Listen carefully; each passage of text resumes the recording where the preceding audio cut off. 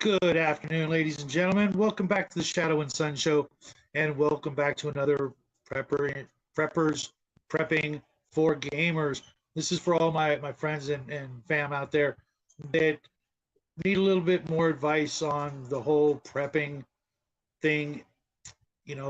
We've talked about a lot of things, and this one's a long time, in the making, so to speak. A couple of setbacks. My good friend Grim could not be here today.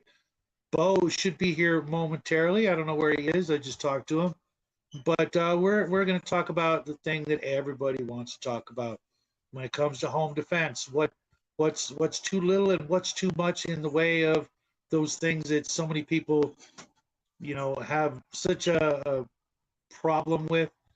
When to be honest, in my humble opinion, everybody should own at least one of those things, if not one for each family member that's of legal age and skill to operate and respect and use properly when the time is right, not not for goofing off, because this is a very very dangerous skill, but also a very necessary skill to have.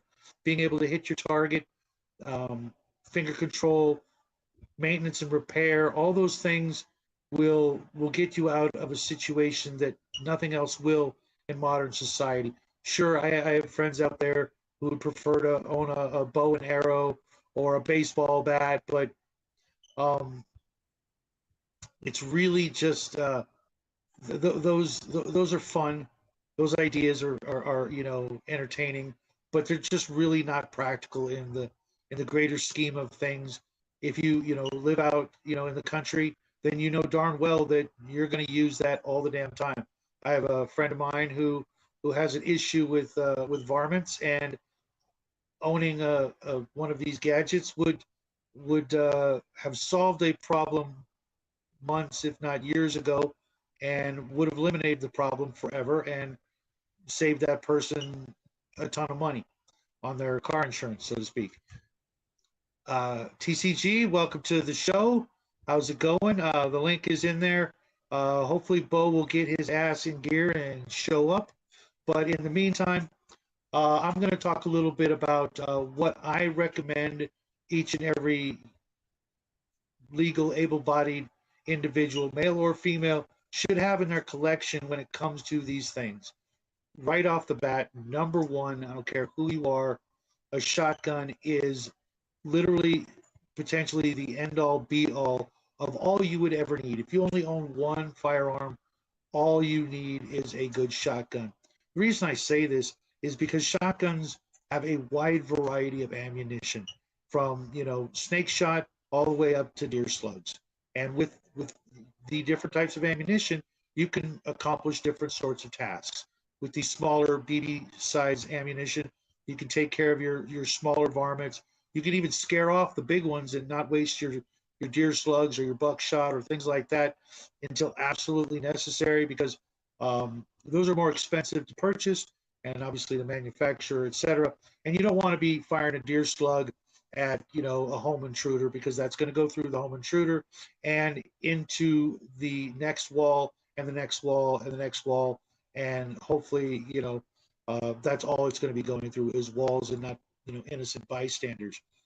Your lower gauge shot shells, depending on the exact size, will deter most people. The cliche of the cocking that thing in itself is a noise most bad guys know all about and dread ever hearing from. Snake shot, where I'm from, it's called bird shot. What it's called elsewhere. I said snake shot because I have some snake shot rounds for my 22 pistol. Yeah, normally it is called bird shot, but out here in the desert, the birds are bigger than my dog. We've got crows out here that if you were to pluck it and serve it up on the dinner table, most folks wouldn't be able to tell it apart from a freaking turkey. I mean, I've seen these things pick up cats. They're pterodactyl sized crows. But snake shot's good too. Uh, like I said, because we live out in the desert, and the sound of the primer going off is often hey, someone just shot a gun, I'm out of here. If you're a bad guy, you're probably thinking such things. If you're out in the wilderness and you hear that noise, you're also aware that there's probably hunters around, and you might want to either get real low or put on that orange vest. I know they look dorky, but you know what, better safe than sorry. And a corpse, no matter who you are, looks kind of dorky, and I'd rather look dorky alive than dorky dead. That's just me. Another reason I like shotguns so much is they're easy to maintain. They're usually easy to field strip and take care of. Yes, they are sometimes heavy and bulky. I would recommend getting one with a good stock. Most of mine are actually riot guns, pistol grip. If it's for home defense, you don't really need the stock, and a long barrel going through your house to make sure there's nobody in your home. But if you're going to be taking it outdoors, you definitely want the stock. You definitely want something sturdier, especially if you're going to do any kind of hunting with it. Hence, the deer slugs will, they're not going to take down a bear, but they will take down deer, an elk, a moose. If one's not enough, rack it again. You got another one, and they'll punch a hole through a car door like you've never seen before. They are powerful, powerful rounds, and it's amazing that the bad guys haven't tried to outlaw them, because sure, 44 is pretty impressive, but so is a deer slug. Maybe more so depending on the situation. I wouldn't want to get hit with either. That's why I own plate carriers. And if you don't know what a plate carrier is, it's basically the equivalent of a bulletproof vest. If you can get your hands on something like that, highly recommend you go out to the gun show and pick one up. One of the biggest things about guns is live somewhere where the government isn't trying to keep you from having them. Absolutely. That's why I'm Texas bound, my friend. The sooner I can get out there, the sooner I can own some of the things that I'd like to own that aren't allowed just because where I live. They're all the same when it comes to doing bad things with them. And people have been doing bad things with things ever since we picked up sticks. You outlaw the guns, then you'll just end up with the issues they have over in the UK with knife attacks, having sword 1,000% or whatever it is. Bad guys are going to be bad guys, and they're going to find a way. They're going to outlaw pressure cookers. They're going to outlaw hammers. They're going to outlaw rocks and sticks, gasoline, cooking oil, all these things, cleaning fluids of various sorts. Bad guys are going to go bad guys one way or another. And, outlawing one thing just will lead to the requirement of outlawing another. Welcome to the show, Bo. Long time no see, buddy. Yeah, it's been 6 12-hour shifts in a row for yours truly. Wow. Not back to back. Yeah, back to back. Well, not all. Yeah, six days in a row. Not okay. Not 36 hours straight. 36 plus 36, not 72 hours straight. No, 6 days in a row. Yikes! Yeah, 6 I don't know how you do it, man. Yeah. So I'm pretty baked. This is the first day that I've been awake in the last week. So I don't know how I missed your link. You said that you were in the studio. I thought that you were gonna send me a link, and I didn't. Oh, you know what? My bad. I was trying to make a certain deadline, and I don't know why I bother. That doesn't matter. If I come on, it's 5:13, and nobody's gonna care. Oh, you're 13 minutes late. Have you been on for half an hour? Oh no, I've been on for about 9.5 minutes. Oh, okay. Rock out. No worries at all. Brian, I wouldn't mind having one of those either, but I picked up something else that holds a lot more, and I don't have to do that. I just pull the trigger and then pull the trigger and then pull the trigger, if you know what I mean. And it holds a lot more than 6 or 8. Are we talking about tools? Yes, my Tavor. We are a tool using people. Yes. The problem I have with tools and recommending tools is there are a whole lot of people in this country and in this world that have never used a tool before. And how do you recommend starting with tools when you have absolutely no experience. Although we are, a tool using animal, that's kind of what got us over the hump from prey to the most dominant predator on the planet, to people that have no experience whatsoever. It becomes what they call in the business problematic. I tend not to recommend specific tools. More, I follow the axiom: where you stand depends on where you sit.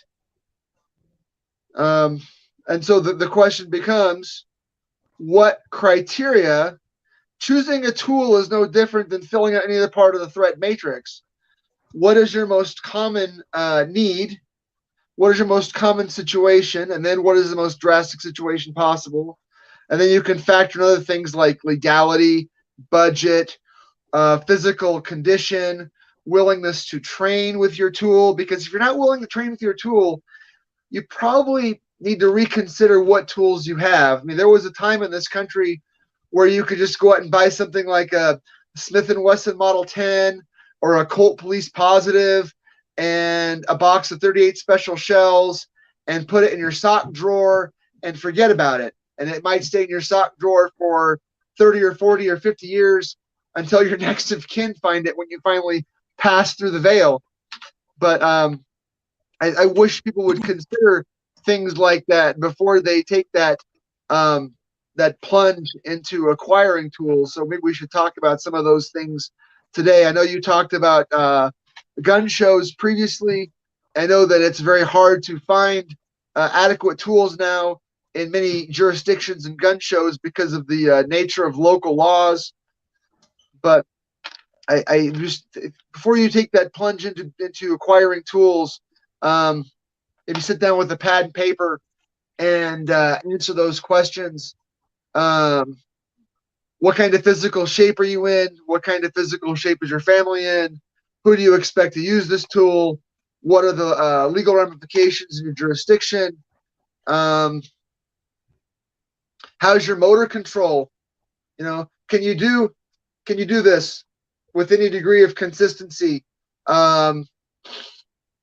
If can you articulate a trigger? Do you have time to do you have time to practice? There are resources out there, dry fire tools, even books that you could. There's a really good book on the subject I recommend called The Dry Fire Primer. It's not expensive. I think it's about an $8 or $10 book. I recommend dry firing the same way you approach any martial art. I seem like we're getting all over the place. I'll have to let you moderate this discussion, Shadow. No worries. I haven't seen you my in forever.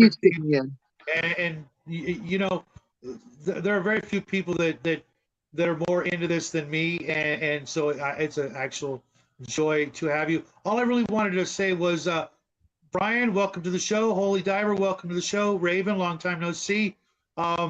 Brian, that's what I carry myself. I just carry it here or here, depending on the situation. I started the show talking about shotguns, why I think they are the most versatile, well-rounded tool of the trade, with the variable ammunition types, even the gauge, from 410 on up to 12 gauge. There's a lot of room to wiggle around there for different body types. For youngsters and women. A 410, you can do everything you need to do with the 410. I've trained with the gauge for 20 years. Taken numerous multi-day classes. The shotgun as a tool represents a whole doctrine regarding you need to really do delineate its uses. Sure, you can harvest game with it. You can use it for defense of hearth and home. It represents a whole new problem set in terms of deployment and use. Number one, a lot of shotgun ammunition that's good for harvesting game is not good for fighting against two-legged animals. You got to keep it fed. I mean, if you got something like a Mossberg 500 or a Remington 870 or a Winchester Model 1300, you have to keep it fed. You've got to keep that ammunition running through the tube. If you've got a 3-shot or a 5-shot capacity, the really good ammunition, the very appropriate ammunition has become scarce since COVID. Some of it is becoming more available now, but things like the federal flight control buckshot, especially the 8-pellet buckshot, has become almost unavailable since COVID. Some of the 9-pellet buckshot is still available. The shotgun represents a whole different level of dedication to training. I'd like to dispel once and for all the old chestnut that you can't miss with the shotgun. It's entirely not true. Buckshot tends to spread, even cheap buckshot tends to spread at about 1 inch per meter. If you look at across the house distances, let's say that's 4 meters on the top end. That means your buckshot's only going to have a pattern about that big. Very easy to miss with a pattern that big.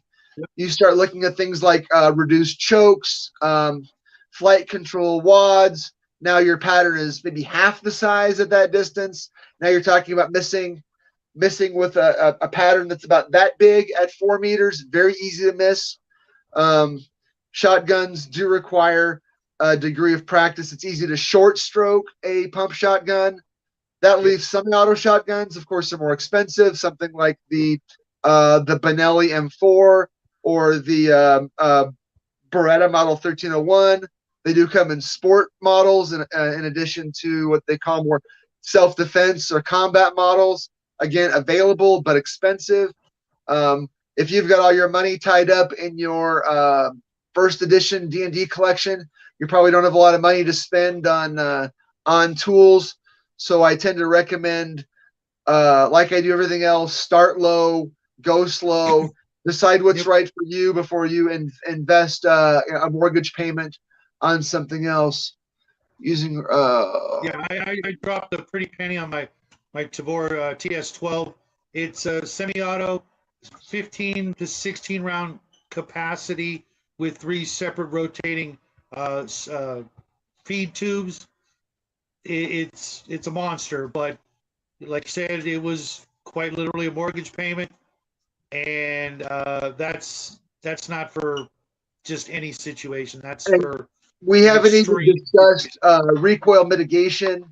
There are ways to recoil. Without getting too deep into the weeds, if you're going to consider a shotgun, I recommend taking a class by somebody like Rob Hott or someone who follows his recoil mitigation methodology. Sort of the push pull. You can Google push pull with the shotgun regarding recoil mitigation.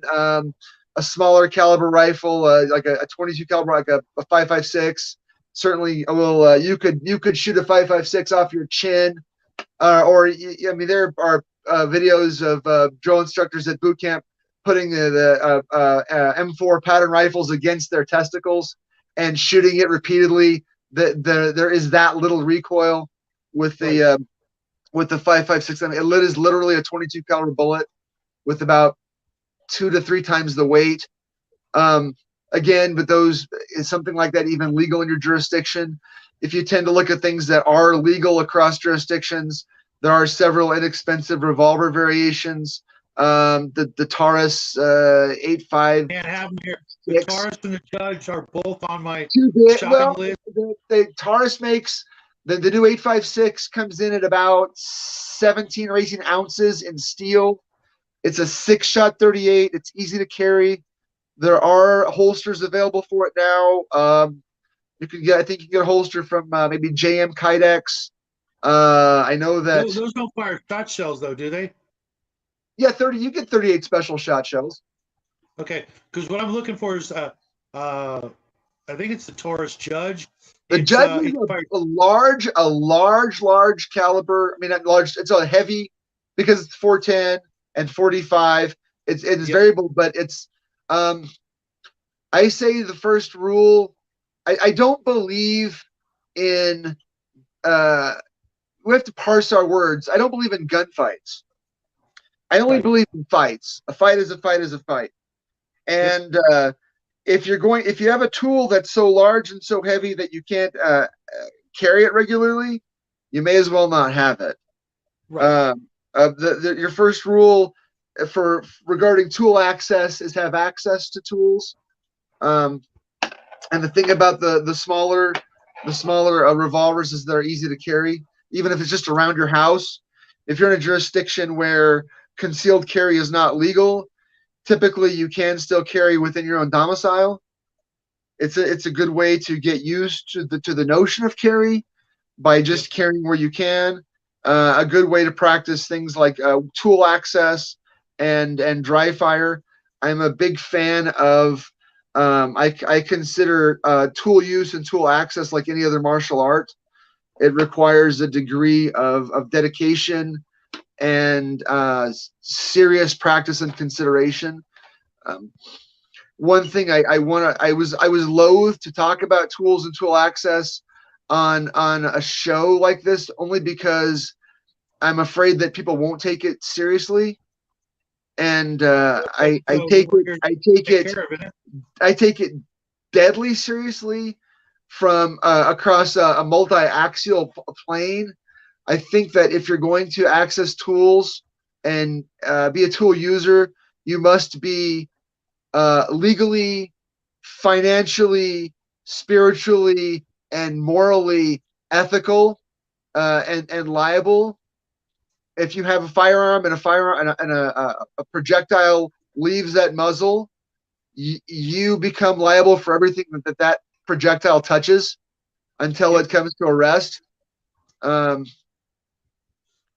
Yep. so these are 100%. serious things to consider for a new person, and things that you're not going to hear on your typical podcast. 100% agree. That's one of the reasons that I do like the versatility of the shotgun, because if you are in a home defense situation, you don't need to be going full elephant gun style. You can use something that's a lot less lethal, but still gets the message across, because you know one Um, round firing in your home can do a tremendous amount of damage to everything in your life, not just the walls, but one misstep, one misfire, one accident, so to speak. You could be looking at all kinds of issues before you even get to the legal issues of having fired a tool in your own home. Depending on where you live, obviously, lots of places in this country, you can do that all day long and nobody's going to give a damn. Other places, you fire one and they're going to come down on you like you killed 100 people. They depending on where you're at. Always, if you're in the market, also be in the market for insurance. There's different kinds of insurance for gun owners. that's true. Have a lawyer handy. Have all the training in place, a way to practice and maintain everything, from yourself, your tool, your skills, your family. Everybody within your circle needs to be completely 100% prepared the second you bring one of these tools into your home. And everybody needs to know where it is at all times. If you have laws like I do here, it cannot be loaded. The ammo and the tool need to be stored separately, which is, in my opinion, retarded. But Useless. okay, Doesn't those need two to be stored locations can be separately right if next you're to each carrying other. it, though. See, What? again, does it need to be stored separately if you're carrying it? I mean, if it's illegal to No. carry outside your home, you can probably load it up. Now, I like Brian here. This is my kind of guy. He's talking about the M1A, M14S platform, which, if you don't know, this is the rifle featured in the first half of Full Metal Jacket. The semi-automatic variants are still available to some degree or capacity. Very expensive, and you're talking about a 30 caliber rifle. Um, I've shot these in high powered clinics and high powered never competition, but in that situation. And this is a very powerful rifle, a full size 30 caliber. Um, I've I've owned them. I've shot them. I've loved them. Not for everyone. This is a 10 and a half, 11-pound rifle.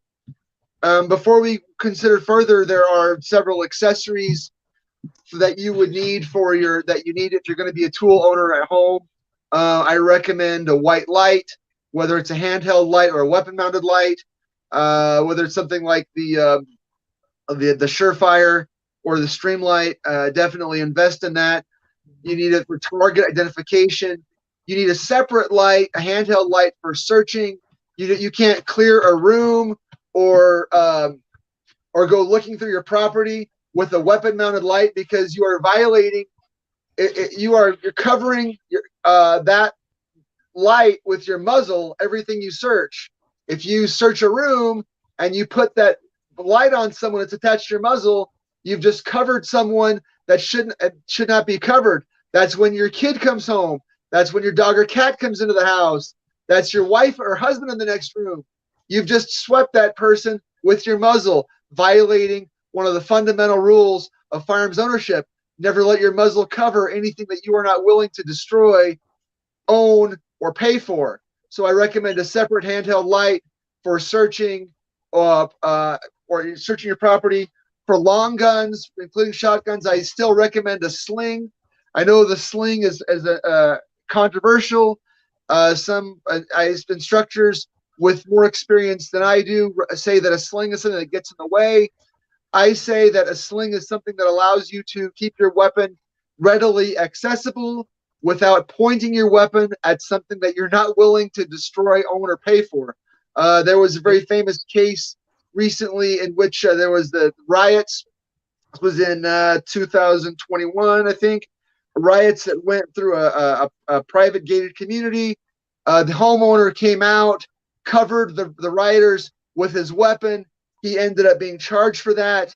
If he would have had his weapon slung in a cross carry, whether it's a single point sling or just cross carrying traditional sling, your weapon is dropped. It's readily accessible, but it's not pointing in a situation. Remember, pointing a weapon at someone is, in many jurisdictions, it's an assault. Yep. If I point my weapon at you and I'm not, in fact, it can be in some jurisdictions an aggravated assault. Learn the laws in where you live. Find a way to carry your weapon in a state of high readiness that does not involve pointing it at people that do not need their weapon pointed at. Again, I am not a lawyer. I do not play one on TV. I am a man who has trained a lot over the last 20 years. I've taken quite a few multi-day classes from several very reputable instructors. These are one of the costs associated with owning a firearm or another tool like this. Not only do you, there's costs associated with its upkeep. You need things like spare parts, and you'll need things like cleaning kits, and you need to learn how to use your tool. You need to learn how to use your tool. Unless your dad is a combatives instructor or that kind of instructor, unless your dad's name is Jerry Michalik or Ken Hackathorn, your daddy did not teach you how to shoot. I'm sorry, he didn't. I hate to dispel that myth. I learned how to shoot from my grandpa. No, you probably didn't. I hate to burst your bubble, but men are incredibly egotistical animals. We are. We overvalue and overestimate our ability to fight. We overestimate our ability to shoot. Get some good training. I don't care where you live. There are itinerant instructors that come through. There are guys like Craig Douglas, guys like John Farnham. They come through your neighborhood, take a class. Classes are expensive. You're right. Things are dependent on the local DA. If you live in a jurisdiction that has that still has grand juries, or even cheaper are coroner's inquests, coroner's juries and grand juries are much cheaper than going to court or trial. If you go to court, this is one of the situations where even if you win, you lose. You can win the fight and still end up bankrupt. You can win the fight. You can win the criminal case and lose more prevalent now than ever before. So If you're in a situation, if you're in a fight and someone is seriously injured or killed, I would look at $100,000, 50 at the minimum. You're going to spend it. So, best thing you can do right now, look up very good self-defense attorneys in your jurisdiction. Give them $1,000 right now and get a business card from them. Here's your retainer. Here's my business card. I'll call you if I need you. It's a sad fact of life. You can win and still lose. Yeah, like I said, lawfare is more prevalent now than it's ever been before, and just about every state, regardless of what you think, would not hesitate to make a big newsworthy issue out of something tiny, Take or at least Masad justified. Ayub. Masad Ayub has several classes and modules on the subject from LFI. If you haven't taken any of those or read any of his works regarding interacting with the police, I recommend it without getting into hyperbole or getting into the weeds. Remember that DA, prosecuting attorney, police chief, they are political animals. Always choose a jury trial for everything. It's the only way to fight. Well, yeah, that's true, but you're putting your whole life into 12 of your peers.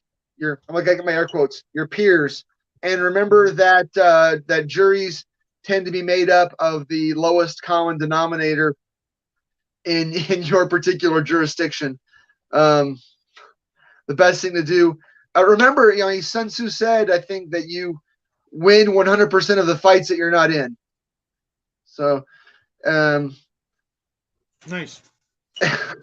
you win 100% of the fights you avoid. Heaven forbid you happen to get into a fight. And again, it's not a gunfight. It's not a fist fight. It's not a knife fight. It's not a grappling match. It's all of them and none of them at the same time. It's Schrodinger's fight.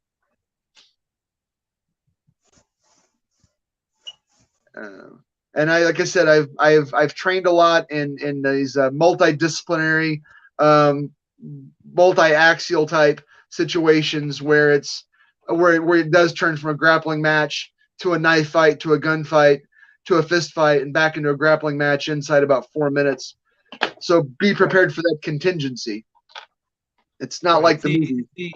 The real thing is nothing like the games that we play, to actually bring it into the gaming perspective. With a good weekend of training, it would completely rewrite most of your gaming principles in the RPG, sphere of the hobby. It really isn't the way Hollywood portrays it, or the best of the game writers. Most of them have literally no combat experience whatsoever, which is really kind of shocking when you think about it. These people who put out some of our favorite games really have no freaking clue. And they'll write up pages and pages and pages on combat, and when the rubber meets the road, they're two different animals. So I will tell you my philosophy. It's without doxing myself. It's no secret that I work nights, and I have set up my home in such a way that my last layer of home defense is I've gone to reinforce one of the rooms of my house to such a way that if an emergency and I'm not home, my wife and my kids go to that room, and I told my wife to point a tool at the door. There is nothing. This goes back to that cost benefit. There's nothing in my house aside from my wife and kids that's worth $100,000 lawyer bill. I've got insurance and everything in my house. I told my wife to get into that room and point at that tool towards the door, with 911 on the phone. And if anything crosses that last threshold, that's when she tears loose. That's the Alamo. So I'm not telling you how to defend your hearth and home, I am telling you, I am saying that it's like you said, it's not like the movies. You have to decide what's worth it. And to quote my friend Paul Sharp of Sharper Defense, he said you have to be your own cavalry.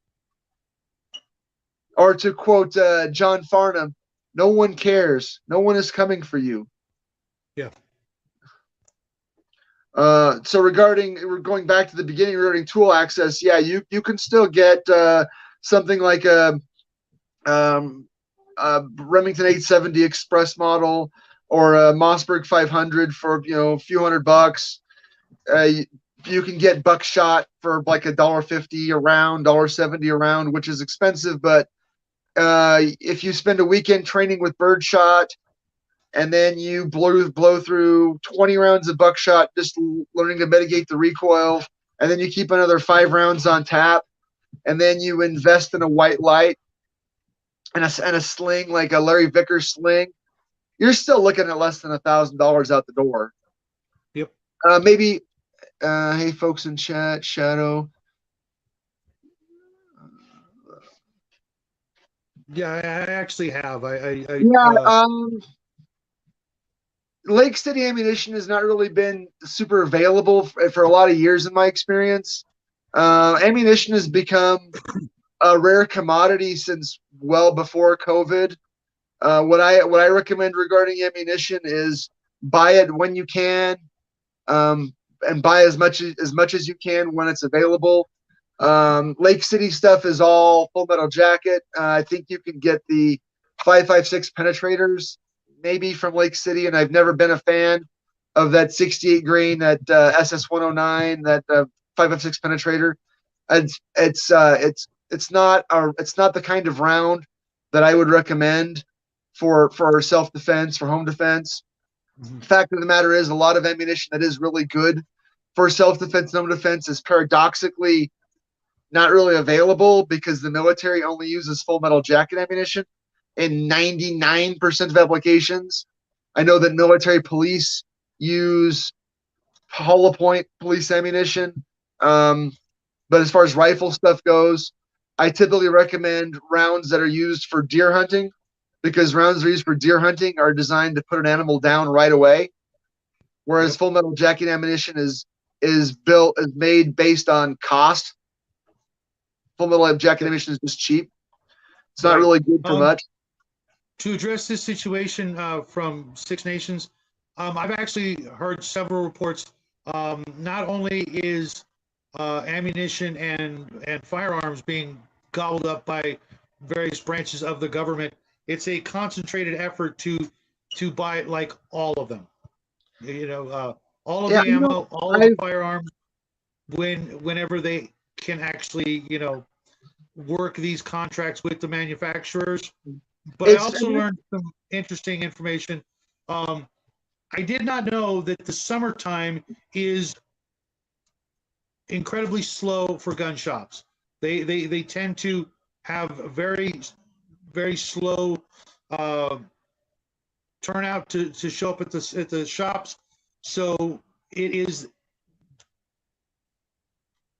also, like I say on eBay, the buying season. If you're in the market for something, grab it during the summer, because once hunting season starts up, things drastically change in price and availability.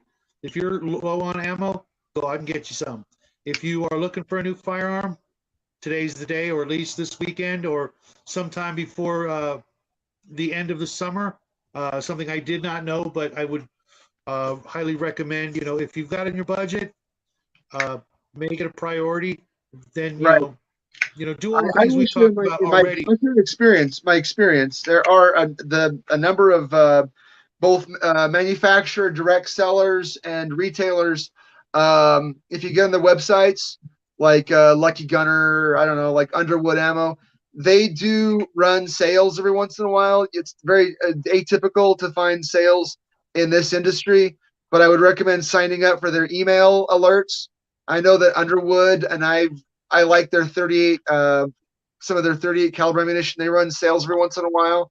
So if they send you a coupon code for 15% off, I think Underwood also has a first time a first-time buyer code.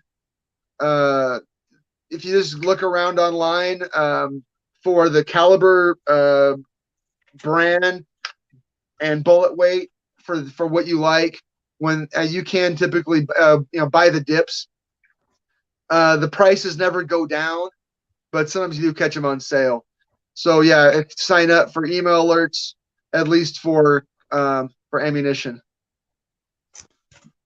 Since we're on the topic of shopping, and it is in the title of the video, wanted to spend the last couple of minutes, 20 or so, on actual gun shows. Right off the bat, there is no such thing as a gun show loophole unless states are different than they are here in California. Everywhere I know, you've got the same wait period, not walking in and out with a firearm, unless it's black powder, which, for those of you who didn't know, black powder weapons are now no longer firearms, but yet a pistol brace is. Go figure. Federally. They may be in your local jurisdiction, Right. But the federal government does not recognize a black powder firearm as a firearm.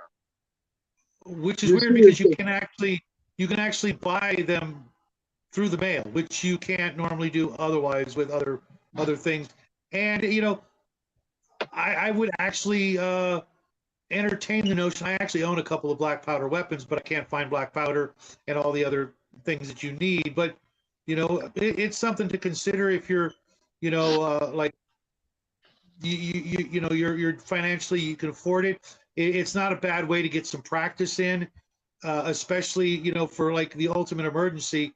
You need to pull out a black powder tool, and for us gamers, it's not a bad idea to actually know how difficult it was if you play Old West games or other historical games, knowing how to what they went through. It was a pain in the ass. It's amazing that people didn't just give up on it and stick to swords, knives, and clubs. But here we are. The second thing I want to stress: gun shows can be your one-stop shop for just about everything. You can go into the gun show. You can purchase and pay for your gun. You're not going to take it home with you. You're going to have to go meet them at their shop or something like that to eventually take possession of it. But you're there. You have the most to choose from than going to just a single store. It's literally like walking into 20 stores in the space of an hour and a half. The little guy and I don't miss the show, and we're hoping that there is one this summer because if it's the buying season for us customers, then I definitely want to take advantage of it. But you can walk in and out and grab the ammo. You can cleaning kits, scopes, you name it. If it's related to, and sometimes not even related to at all, there's other things you'll find, food and rations and camping gear and all kinds of things, as well as people who do offer training courses and things like that. It's literally the best way to learn a whole lot all in one place, getting to meet people, talk to people. And if you go like we do, there are vendors that know us by name. They see us and they're like, hey, get over here. It's a nice way to meet some people, maybe even in your area that are like-minded, so that they at the very least recognize you. Me with the hat and the hair, a lot of people come up to me and it's like, oh, hey, they can recognize me from a distance. That's not always a good thing, trust me. But in this way, I've been able to develop relationships with the people of similar mentalities. Hell, I even got this shirt at the gun show. We support our troops, the Stormtrooper shirt. Yeah, the Stormtroopers. You can find all kinds of other tools. Your flashlights. I pick up my stun guns there. The little guy and I, we have a bit of a knife and sword fetish, so we've got things like that. You guys have seen the previous gun show videos where I show off the baseball bats from Mayhem Bats. Right. You need a new hat. You need a new plate carrier. Sometimes, getting a plate carrier, that's not an easy thing. And I highly recommend that you do not ever order one online. Paying for a plate carrier with a credit card, not a smart move. But going into the show that I go to, handing the guy $200 and walking away, He don't know my name. He don't know me from Adam, and he just puts the money in the till, and I walk away with a piece of equipment that will absolutely save my life better than just about anything else. I need to get a couple more, but you can, there's no questions. It's just like, yeah, maybe can I try it on? That's about it. Or, hey, how's it going? There are places that sell targets, really good targets, the metal targets, or even just the paper targets that you're going to slap on a bale of hay or something like that, which is actually a really valuable training tool that most people discount. The different types of targets where you can, gauge your, what you're able to aim and fire at, whether they be silhouette targets or even the silly battleship game targets. Have you ever seen those? Battleship, like with boats on them? No, I don't think I've seen those. No, you sunk my battleship, that game. Yeah. Okay, well, they make these targets that have battleships. Oh. Okay, top and bottom. Here's your fleet. Right. Here's my fleet, and you take turns shooting. And if you Sure. hit the target, you could turn it into a fun experience for the family. Okay, we're gonna play some battleship with our 22s. Right. But you're trying to hit a target that's the size of about an eyeball. Right. For it to count, and making it breaking it up and not making it so grim and gruesome where you're shooting at a silhouette target or the famous target with the guy holding the knife to a woman's throat. Sure. That's kind of grisly. But hey, for folks that need to actually be able to do that, that's the target you want. But instead of just firing at tin wrong, a lot of fun. Shooting bottles, not much bad you can say about that other than the cleanup. But paper targets, don't discount them. And if you go to one of the shows that I go to, the lady who sells the targets, wonderful lady, has this big company, goes all around the nation, selling targets, and she's literally got like 50 different targets for any occasion. Right. Right. Cleaning kits. I mean, literally, there's no reason to avoid one if you're actually able to go to one. The $10 price of admission.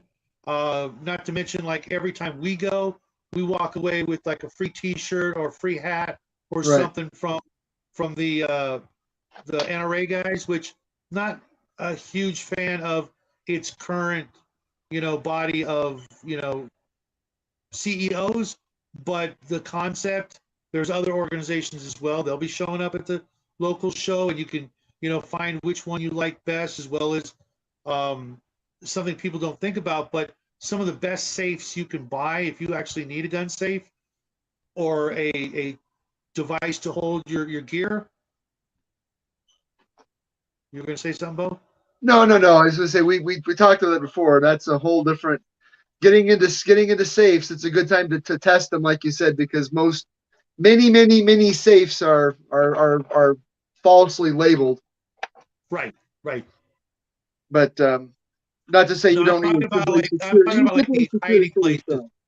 There's every time I go, there's the people who sell the American flag painting thing that's really just a place to hide your firearms, or the bookshelves that have secret compartments, things like that, as well as there's one guy I know, he sells a lockbox that goes into your car, but like in between your driver's seat and the passenger seat, that's in some locations legal because it's completely locked. You've got to hit the code, but if you know the code, and you can do it blindfolded, you pop it, boom, your firearm's in your hand in like 30 seconds.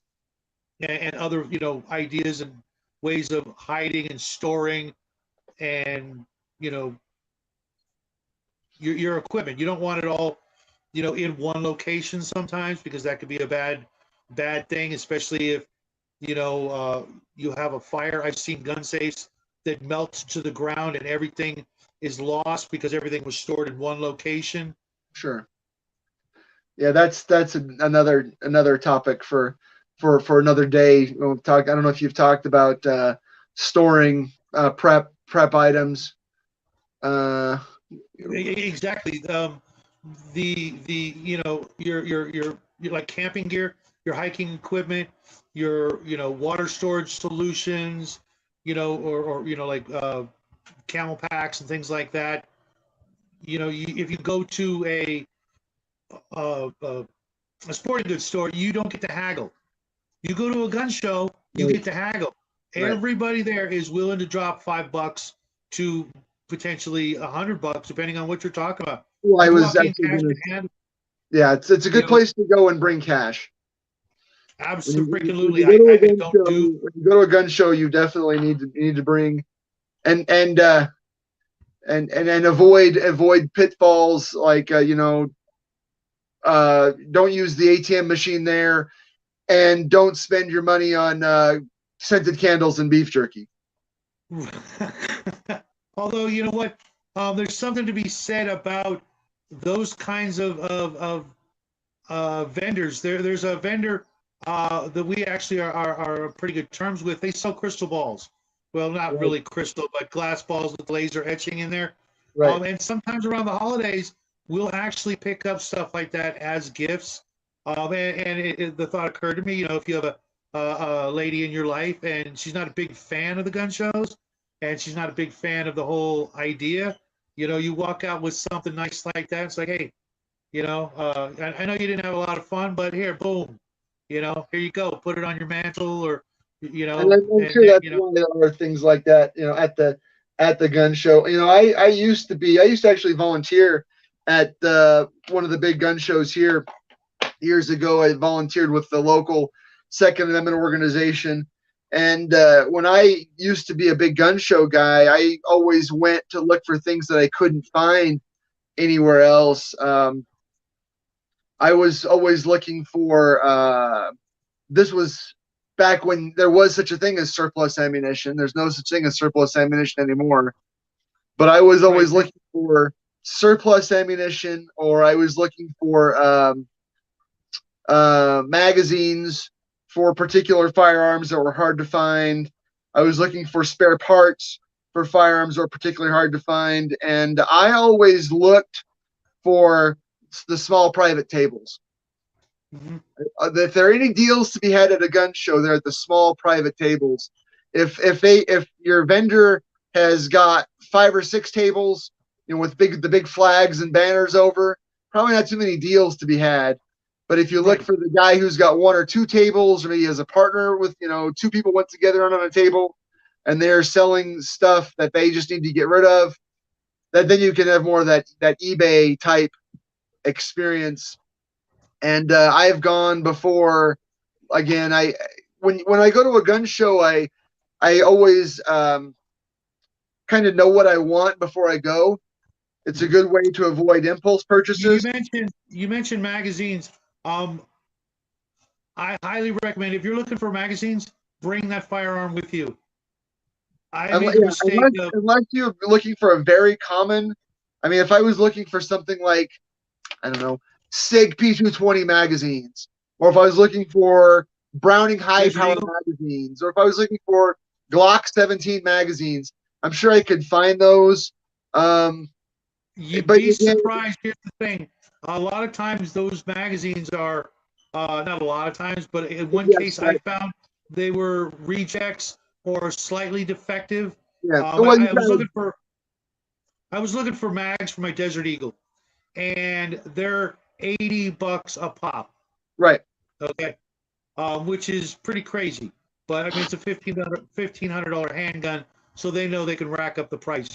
If they charge $25 for the magazine, people would think there's something wrong with it. And I went right. to the show. I found a guy who actually had 2 Desert Eagle magazines. Got them home, and they don't fit quite right. I Right. Well, don't you kind of even develop know an if I eye. would trust them. I don't recommend. I never recommend aftermarket magazines. Yep. And there are, for some particular farms, there's a market for counterfeit magazines, Chinese knockoffs. So you do have to develop an eye for what you're looking for.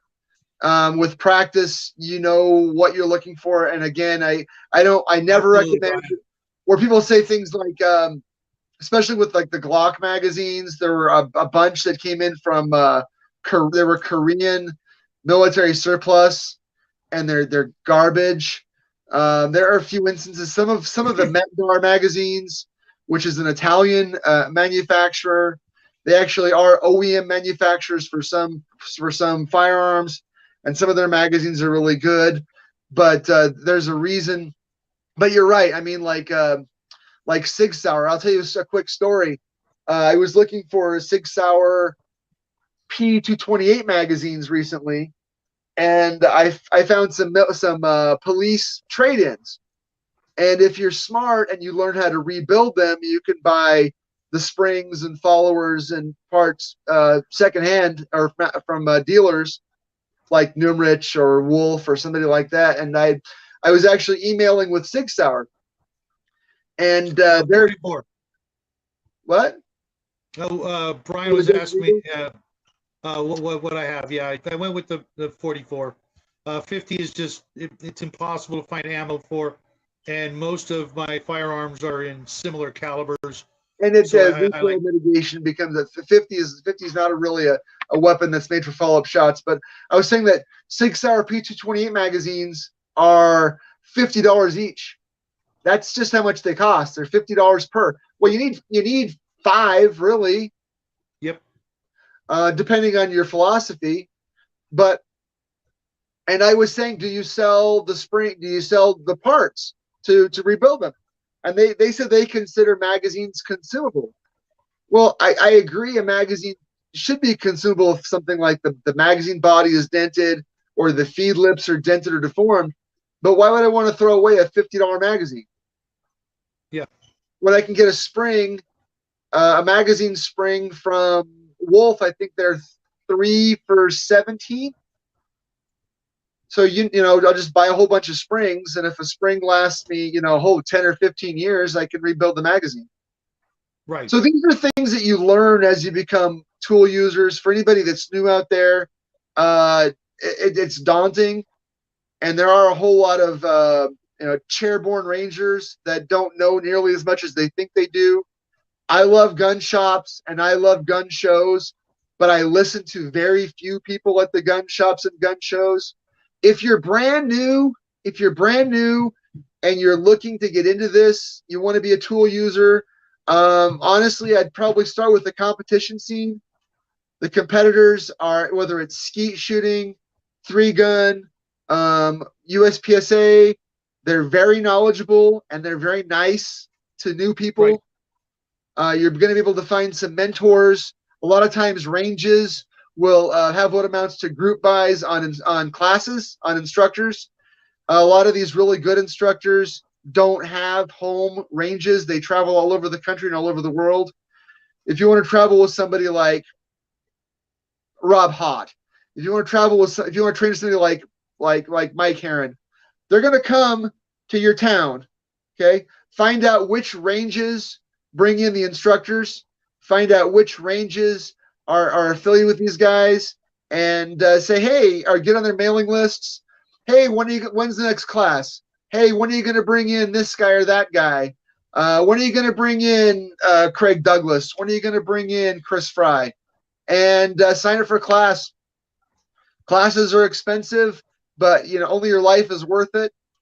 It's considered part of the package. Why would you spend $1,000 on a firearm and $300 on a white light and $100 on a sling and a couple $100 on ammunition and then just put it in your closet? Spend the $500 on a weekend class and I got my Smith & Wesson 30. I'm a big fan of the 38. I know it's it's underrated. It doesn't have the power that even the 9mm has, but I'd rather have a 38 in my hand than a 45 at home. Won't snag a hammerless. That's another thing you gotta practice. You gotta find out where your holster goes on your body. Are you going to carry it on your appendix? Are you going to carry it on your hip? Are you going to carry it off body in a purse or a bag? Got to consider the options. If you're going to stay in this game long enough, eventually, let's say find a pistol that you like. Say like you got that Ladysmith that Brian's talking about. In 5 years, you're going to have 10 holsters for it that you don't use anymore. because you don't like that holster. You don't like the way it fits. You don't like its retention. You don't like, so, you know, you go, you get us another holster. There are a few really good holster companies on the market. Are you going to go with nylon, leather, Kydex? There are a couple of companies for holsters. I really like JM Kydex. I like Dark Star Gear. No sponsors. I've given them hundreds of dollars over the years. I did actually. I take that back. I did get a free holster from Dark Star Gear a while back because I was looking for a holster for a particular pistol or revolver for a class. I was going to take this class, and I know the guys at Dark Star. I said, "Look, I'm looking for this holster," and he said, "Look, they're going to be exclusively distributed by this company. I'm going to make them. I'm going to send them there. I'm not going to distribute them at all." And I said, "Fine, let me know. I've got this class coming up. We have so many friends in common." And I went out to my mailbox and I had this holster in the mailbox. And I said, "Dude, I've got to pay you for this holster. I've got to, because this is like $80 worth of holster right here." And says, "Look, just pay it forward." I said, "All right, I'll pay it forward." So that's my shout out. My one free thing I ever got, I did get a free holster from Dark Star Gear. Thankful to those guys. I used it in this class. I really did my best to break it. I was not able to break this holster as much as I tried. I'm really hard on my gear. And Shadow, you and I can talk about that off the air. Mm-hmm. Different scented gun oils they would. Hey, I tell you what, a little hops number 9 behind the ear, little hops number 9 behind the ear. Woo! I'm ready to go. That's an aphrodisiac right there, man. Yeah. Hey, speaking of oils, what do you think about the notion of folks using automotive oil to keep their tools? I will tell you. I'm a big fan. For about $10, you can go to AutoZone or O'Reilly or Checker, and then you can get a tub. I got a tub, not a bottle, of Valvoline, I think, synthetic grease. And I use grease on about 99% of my firearms and not oil, because grease does not come off. I put on very thin. I put on with the Q-tip. I've had the same tub of grease for about 15 or 16 years, and I've used about that much of it. I plan on passing that can of grease on to my boys someday. But when divvy it up into chunks. I use a Q-tip, and any place that I would normally put oil, I put a thin dab of grease. It's like the old krill oil. Little dab will do you, right? So not krill oil. What's that oil called? Anyway,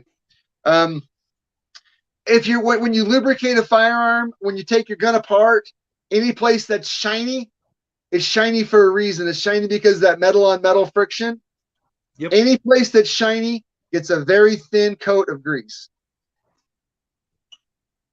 Yeah, and it's cheap, like I said. I use synthetic grease, so it's got a high lubricity and a high viscosity. Yeah, $10 a tub. That's a lot of the stuff that I use as well. Let's see. Yeah, absolutely, Brian. You do. If you're going to carry it, you're going to clean it. It's that freaking simple. And I've always lived by the one is none, two is one idea that you never have enough of whatever it is you think you need. If you're running low on something, you're already out. If you've only got one of something, you better go get another one, whatever it is, whether it's food or ammo, water. You've always got to stock up. He's down on the Gulf. He's down near the Gulf, and it's balls hot and humid down there. So if he's carrying, and I've seen Brian, I'll bet $100 he's a big old sweaty dude. And I'll bet that big old sweaty dude, I'll bet his tools get really wet during the daytime, and not necessarily in a good way. So he's dealing with rust. Some tools are notorious rusters. I'm a big fan of Mm-hmm. high carbon steel. It's durable, and it's strong, but it does rust. So if you're carrying something down there, a very thin coat of oil, see, I'm a sweaty beast. I told you, I knew it, brother. I could tell by looking at you, you're a big old sweaty monster. Um, you got to keep your tools extra oiled.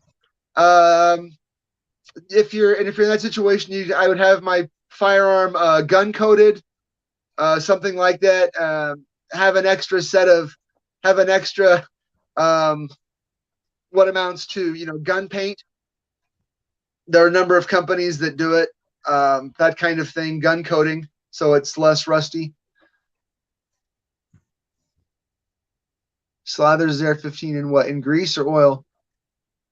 Um, yeah, there are. It's unless you live someplace where it's very, very, very cold. Over lubricating is not much of an issue. If it's very cold, your oil can freeze. Um, if, Mm-hmm. if it's like Arctic cold, or if you're someplace that's very, very sandy.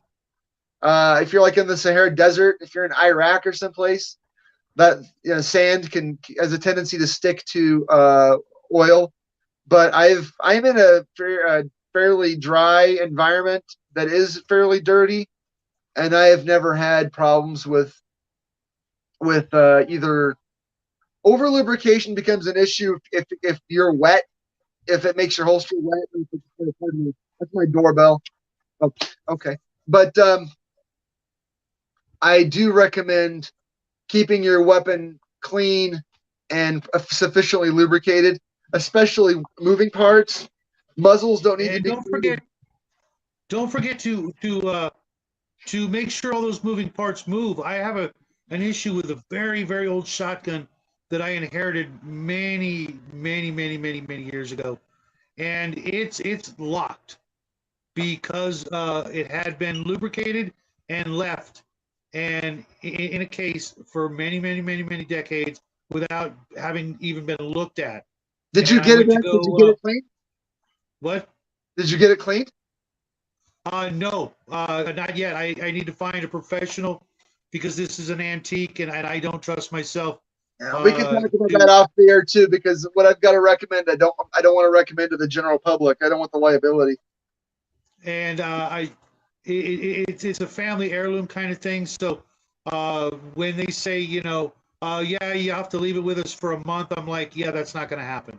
I would It's honestly recommend. I would recommend taking off all of the wooden parts, taking it down to bare metal, and then just literally soaking it in a solvent.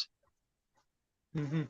Um, and there are some solvents that are stronger than others. I Mm-hmm. would recommend soaking it in the strongest solvent you could stand, and then just Yeah, it's an so old Winchester shotgun. sure. It's uh, it's also it needs some wood replacement on the slide, and I'm just What brand did I'm you not say? the guy to do Winchester? that. Like a model 1300 or something? No, or even does it have a hammer? Is it that old? No, no. Oh, okay. Yeah, I'd recommend taking all of the wood off of it. Mm-hmm. There are a lot of without getting too far into the weeds, learn your tool, learn what parts are consumable. There are a number of very good tutorials here on YouTube regarding your platform, regarding your weapon. Yes, that one too. Learn how to disassemble it as far as you're comfortable disassembling it. If you can Yep. take it all the way down to the armor level, you can certainly at least learn to field strip it, learn what parts break, and then acquire at least two or three of those parts. Learn to Absolutely. replace springs, things like hammer springs, mainsprings, recoil springs, um, magazine release springs, things that do break. At least if you're using it in any degree or capacity, especially if you get involved with competition.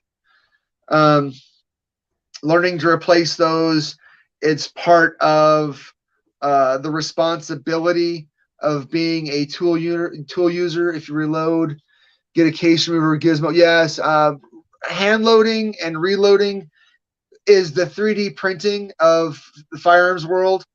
Yeah, in a Mm-hmm. lot of cases it is cheaper. In a lot of cases it's more customizable, but it is also a hobby unto itself. It's really It no really is. different. It's really no different than 3D printing in that respect. If you've got a It case full really of is. minis and models, um, if you own a firearm and you shoot a lot, then you can get off. And then there's just that is a huge rabbit hole.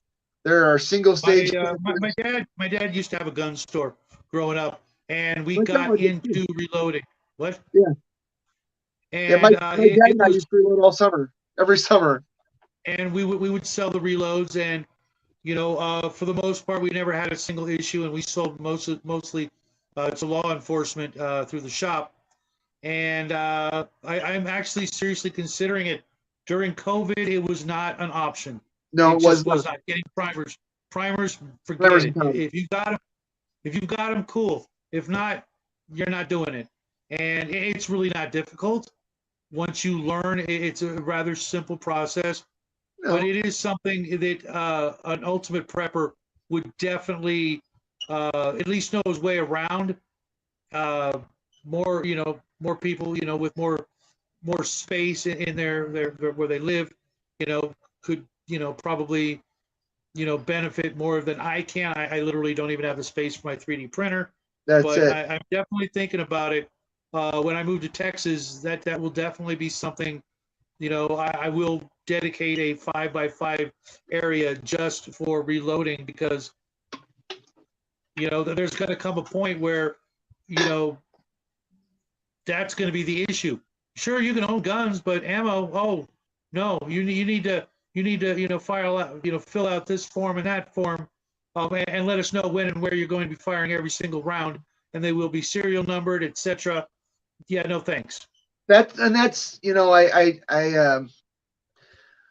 I try to stick to known quantities.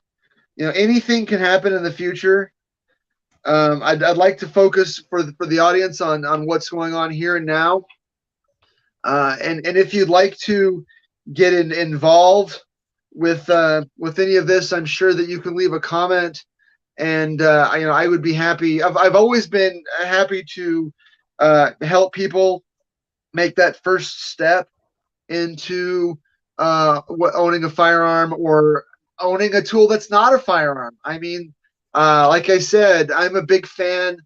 I think that it's Heinleinian, but I want to someday be a dangerous man from this close to about 400 yards. Anything farther than that is a specialty. Anything closer than that is impossible. So when I think about training, I try to again take that multidisciplinary approach. Mm-hmm. And when you start getting into these things, it can be very daunting. You can have more questions than answers. Well, what does that mean? What now? What are your situations? I try to take an evidence based, reality based approach to these things. I think that prepping like gaming tends to bring out the Walter Mitty in us, and without is that a kitty? Without being too much of a Walter Mitty, if you have specific questions, then I will try to find specific answers. Uh, whether you want to work on a martial art or how to access a knife in a situation like that, or access a firearm in a closed environment, or how to practically shoot a shotgun. If I don't know the answer, I will find the answer. And then we can focus on those things together. How do you feel about that, Shadow? How do you is the fire? Where does the firearm sit in your philosophy regarding? Um, I hate the word self defense, but in that situation, where does the firearm sit? I tend to take a similar approach to you. I have various layers of defense. Some layers don't even know they're layers of my defense. Where my house is situated, I know my neighbors really well, and they're the first line. They're many houses away from mine, but anybody who wants anywhere near my house has to go past them. And so they're unwitting layers in my onion, as it were, all the way Right. down to, we have a place that, that's the last stand. If shit gets bad, that's where we'll be. The idea of leaving is, where can I possibly go that's safer than here? You know what I mean? Well, yeah. It's really not for us an option. Now, if we were to buy a second or third piece of property, that'd be different. But we're not doing that. We're going to get the hell out of a place that doesn't want us here in the first place and start from scratch there, in which case we'll be able to, make a tighter onion, so to speak, have, just better That's everything.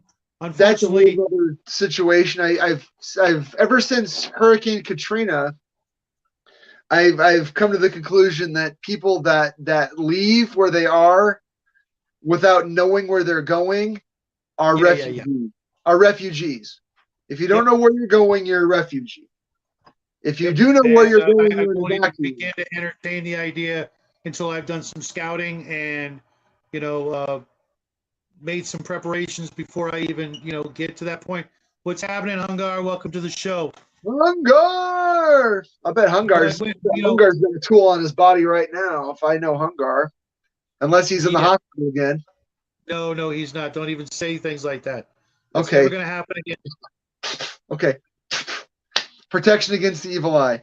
Right. But yes, I do tend to uh, put some stock into the tools that, I hope I never have to use. But if I do, I sure as hell better know how to do it. And I better be ready for it. Uh, it's no small thing to go that route. If you're going to ever draw a tool in self-defense, you better know how to use it. You better be ready to use it, and you better be willing to use it. And most people don't understand the actual effect. If a piece of lead hits a person at a high velocity, the results are not like Hollywood at all. You're going to see things you probably will never ever forget, unless you've seen it before and you're somehow And deadened to that prepare at the sort of. same time for the opposite. I have seen many reports, I've seen many pictures of people shot 4, 5, 6, 10 times and Yep. don't even realize they've been shot until they go to the ER. The human body has an amazing capacity to soak up damage.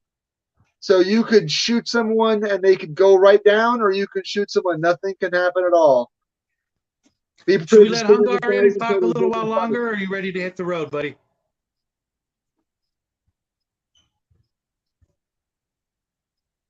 You want to let Hungar in the show?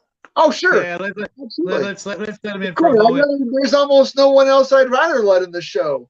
There are like one or two other people in the world I'd almost rather have in the show than it's Hungar, of course. He's going to say, "What's up, buddy?"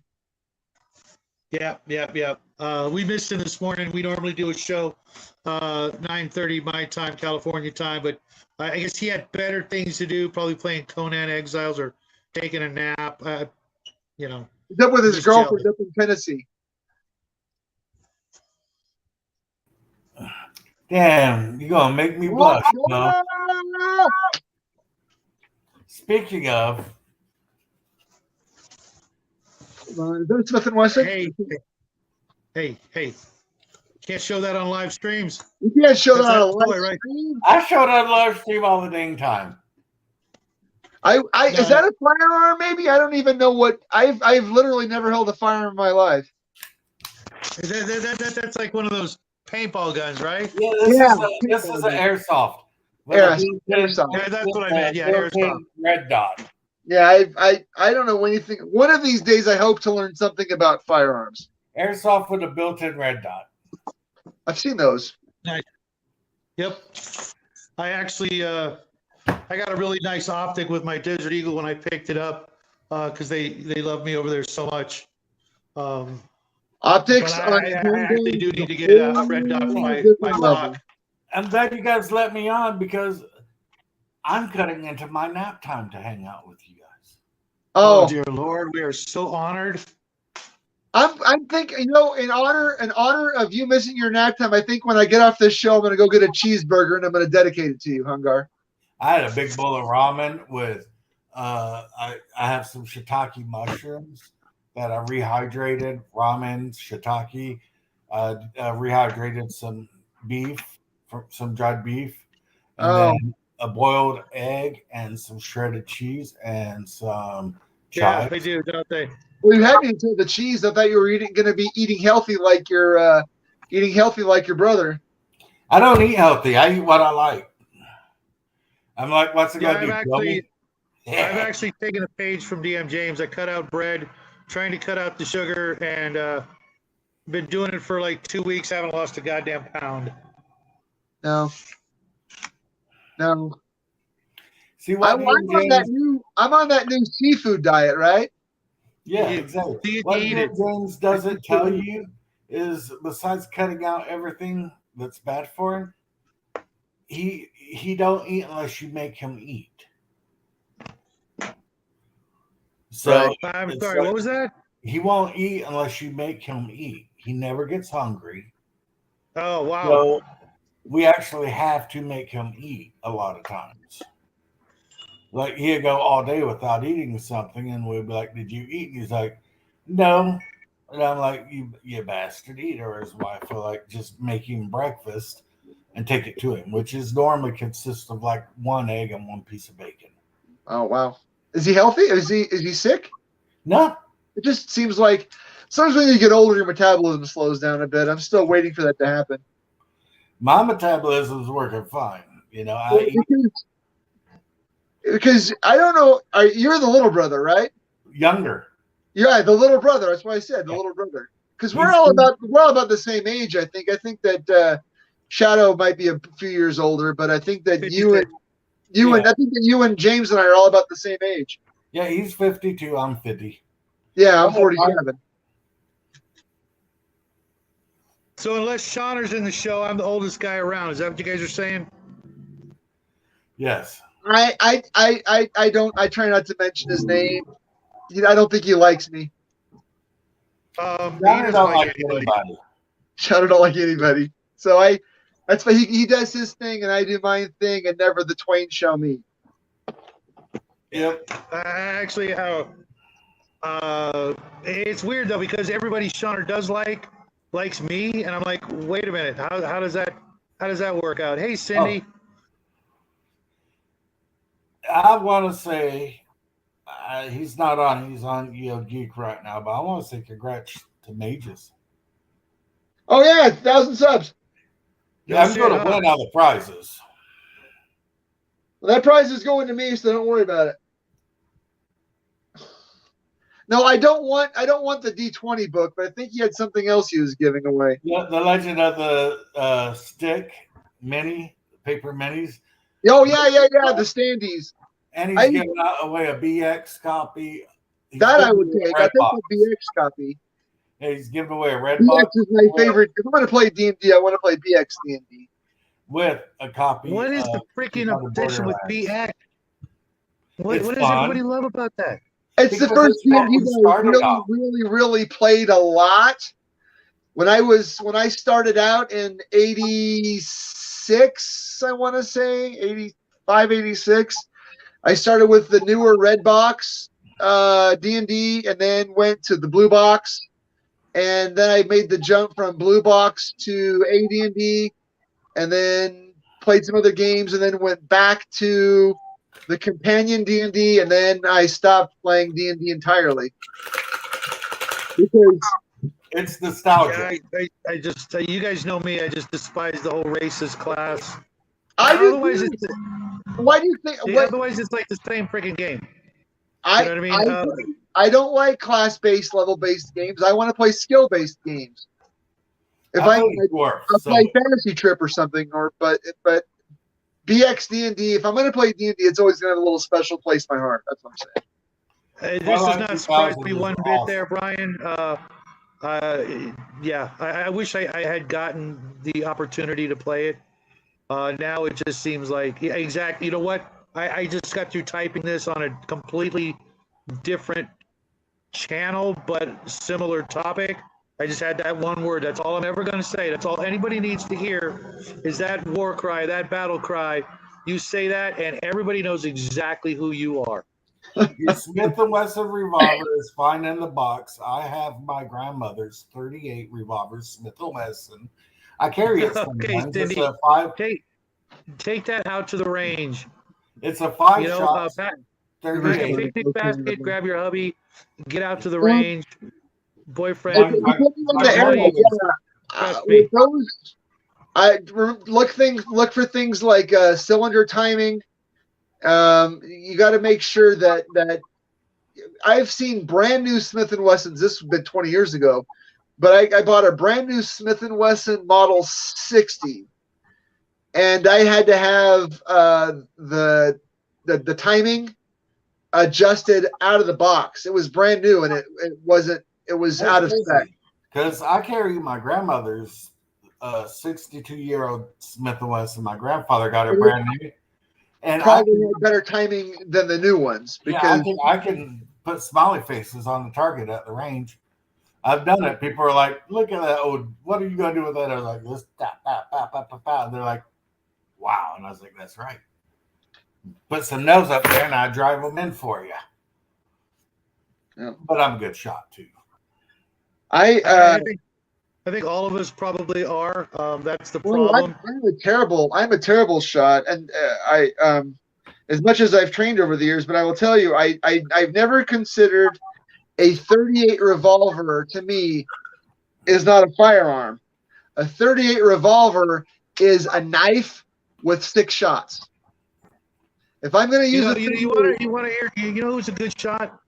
The boy, Jackson can freaking knock a pine cone off a freaking pine tree with his his Red Ryder, just about every time he pulls it out. Yeah. My That youngest daughter has a Red Ryder. My oldest daughter has a 22 Marlin squirrel gun because I had one when I was her age.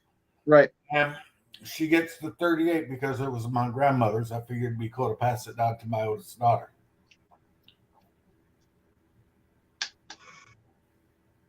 What do you guys think about non-lethals? I don't think No. such thing as non-lethal, but I will tell you how I feel about less lethals. Have you looked into any of the like tear gas pistols and things like that?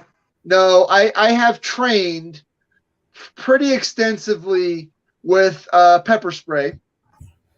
And there's a company called POM, POM, that make both very small canisters of pepper spray and the inert trainer to go with it, which is a can that shoots only water. You can use it, practice deploying them, and practice using them against resisting opponents. This is a can of POM pepper spray. Mm-hmm. It has a clips in the pocket, muzzle down, has the flip top. Don't carry pepper spray without the flip top. I made that mistake once. I pepper sprayed my own junk. Don't pepper spray your own junk. Unless you're into that, no king shame here. The two brands of pepper spray that I recommend now, based on evidence, are POM and Saber Red. POM is much smaller. The company the man that owns the company is one of us. It's a very hot formula. It's a stream, so there's less chance of hitting yourself with the overspray. Train. You got to train with them. But again, this is not a weapon. It is a weaponized bait. It is a weaponized condiment, right? A weaponized condiment. It is very hot and it works. There are videos of people testing this online on YouTube. Just type in POM pepper spray. I think John Correa has done some testing against volunteers to see how well it does. It's I have actually carried this into many non-permissive environments. Well, Places where it should not have been allowed. The states where I live, it's if I have to use my Moscatul, Mr. Moscatul, oh boy, if I have to use it, it's better to use lethal force, the non-lethal force, and the cops will straight up tell you that in Tennessee and Florida. In most jurisdictions, and I'm not speaking to anyone but mine. Where I live, pepper spray is the same as a slap in the face. If I can hit you, I can pepper spray you, because pepper spray is considered non-lethal. It washes off with soap and water. Consider these things carefully when you start adding tools to your toolbox. I don't want people to get overloaded with tools. I carry 3, not including a flashlight. Small flashlight, pepper spray, firearm, knife. That's it. I don't want to deal with analysis paralysis. I train accessing them fairly regularly. I teach these things. I teach these things regularly. I'm not a subject matter expert, but I am a big fan of the evidence-based approach to tools and tool use. I would consider myself very close to being an empty hand expert. In Florida, they go permitless can still carry on July 1st. Yes, lawsuits are a bitch. Just shoot them, is what the cops say. Check this out. I got to address this comment. Biggest gun I shot was a bazooka. You can't miss. Okay, Cindy, I'm not sure whether to be scared or skeptical. You're going to have to elaborate on that. Did you serve, or did you just go out to Vegas and rent one for the day? What's the deal with that? Because, I can't get one of those. If the price was right, I wouldn't hesitate, just saying. Now, personally, I'm kind of a big fan of non-lethal stuff. I told the story a while back during COVID. I normally, when I go out, I carry a knife, I carry pepper spray, and I usually carry a stun gun. And it was back when you had to, have that social distancing crap, and I'm like, I'm not buying into that crap. Okay, there was 40 people in line for one register, and I'm like, can we at least, have the illusion of progress? So I was, violating the social norms, and this guy in front of me kept looking back, he's all masked up and, being kind of a weenie about it. And so the boy and I were there, and I pulled out my flashlight and I nonchalantly hit that little zappy button, Oops, Sure. Sorry, I didn't mean to do that. Every head turned. Everybody knew that sound. They knew exactly what that was, and they all shut the fuck up from that moment on. But Mr. Rubberneck didn't say another freaking word. He went and did his business. I did mine. And sometimes just the sound will make people think twice. I'm also a big fan of the those little air horns you can get at the dollar store. Those are a magnificent deterrent. You pull one of those out and you hit that thing, everybody is looking at you. If someone's giving you a hard time and you hit that thing, if there's a security guard within a mile, he will be there within a couple of minutes. Especially when you do the parking lot thing. I'm going to take my nap. Shadow, we'll see you Friday, if not yes. dinner. Let me ask you a question. Hey, have you actually used one of those stun guns on yourself to see? I have. Because most of them are not incapacitating. Most of them are only uncomfortable. Right. One I had that I didn't mean to do that with. It was the kind that is rather concealable. It looks like two knuckles, wearing rings, and everything else is concealed in the hand. but the larger one, I don't. I'm not going to test it out. I'm going to trust it because it's like 200,000 volts, and at my age, the last thing I need is heart stoppage or something like that from Right, from because being most of zapped them, with it. I'm almost loath to trust a lot of those because most of them run on the equivalent of a 9-volt battery. Um, Mhm. but I mean, I think they're kind of fun to maybe use on a dog, maybe I don't know. But I can't believe you said that. I would never use that on a dog. I mean, if unless it it can, wasn't my dog. oh, I'm not talking about like I'm not going to kick my own dog, but you're walking down the street. There's the dog off a leash. If you've never been confronted by an off leash dog, out jogging or walking through a neighborhood, that's a pretty scary experience. I've been in a number of situations where I've had dogs off leash that were less than nice. Some Not all dogs are nice. Cindy but is it legal to shoot him with a bazooka? Someone comes out and says, I'm not offering legal advice here. There in my own jurisdiction, the presumption is that someone is in your house and they're not family, and especially after dark, the legal presumption is they're up to no good. But again, you can win the fight and lose the war. Mm-hmm. So I don't make assumptions regarding the law. I would treat every single situation as if it were unique.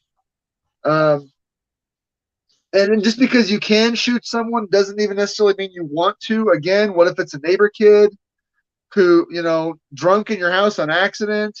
In those situations, again, I tend to rely on my home Okay, security, Cindy. my home security system, and good locks and 911. Uh, just because I can use lethal force does not mean that I necessarily want to. And again, what I want to impart to the viewer is that every situation is unique, and there are no one size fits all solutions to any problem. So again, the boring answer is it depends. That we can almost end the show. What about your tool? It depends. Um, and I want to impart that. I want people to start thinking about your situation, because if you're in rural Montana, the situation is not the same as if you're in downtown Manhattan.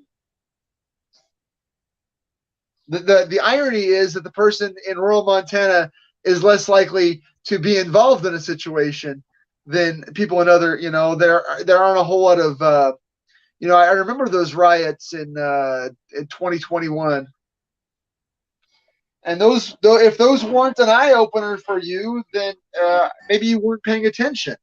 They should have at least caused you to say, "Huh, maybe I need to address my own situation."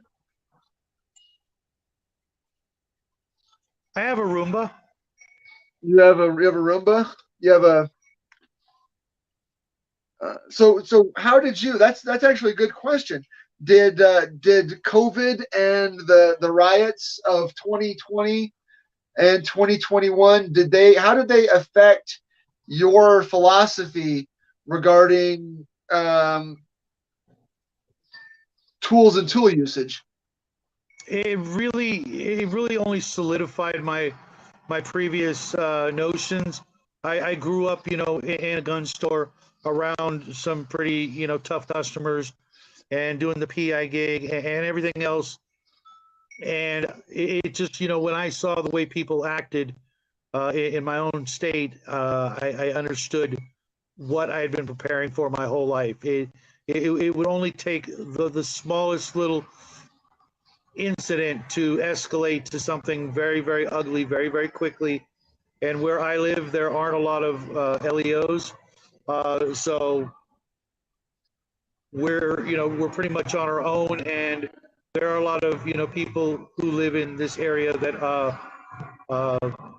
I wouldn't invite you to dinner to get my drift, and therefore I would have to, wade my way through them to make it back home in one of those situations. And, the toilet paper shortage really said it all.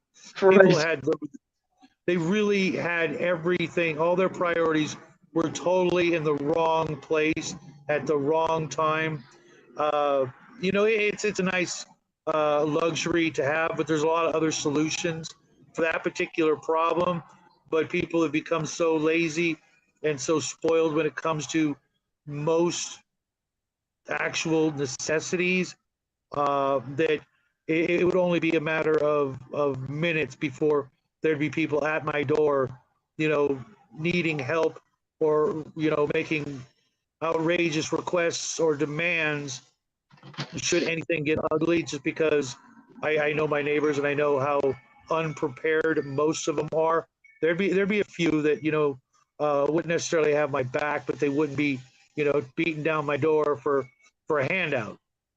Right. That funny you should mention that. I remember seeing a viral video of a store opening, whether it's I think it's around 0900 whatever at a Costco, and as soon as the door opened, a mob made a Mhm. beeline straight for the toilet paper, and there were pushing and shoving and fights over this toilet paper.